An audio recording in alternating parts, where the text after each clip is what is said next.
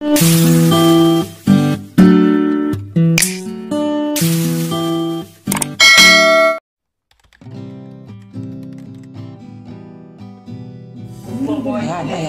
Ito po, kunwari lang yan. Kung titingnan mo, kunwari, pinalo siya ni Mami Sars, pero in-unfollow niya. Tapos binipicturean pa niya, para ano. Halata naman, no? Yan po ang istorya. Yan pala yung chan ko. Tingnan mo yung chan niya. Parang siya yung may 5 anak. Tingnan mo si Sarah. Si Sarah yung walang anak. Ayan, kunwari, friend niya. Pero siya ang in-unfollow niya.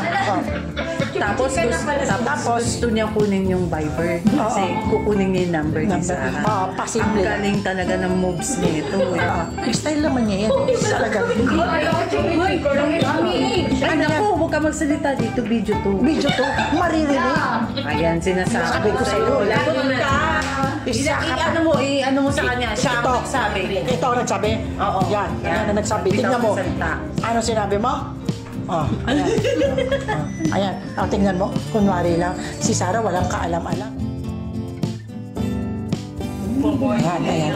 Ito po, kunwari lang yan. Kung tingnan mo, kunwari, pinalo siya ni Mami Sars, pero in-unfollow niya. Tapos binipicturean pa niya, para ano. Halata naman, no? Yan po ang istorya. Yan pala yung chan ko. Tingnan mo yung chan niya.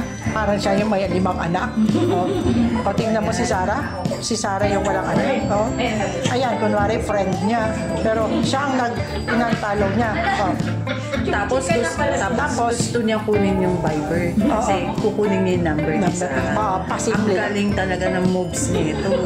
Style naman niya yan. Talaga. Anak ko, huwag ka magsalita dito. Video to. Video to. Maririnig. Ayan, sinasabi ko sa'yo. Lagot ka. Ano mo sa kanya? Siya ang nagsabi. Ito ang nagsabi? Oo. Yan. Yan ang nagsabi. Tingnan mo.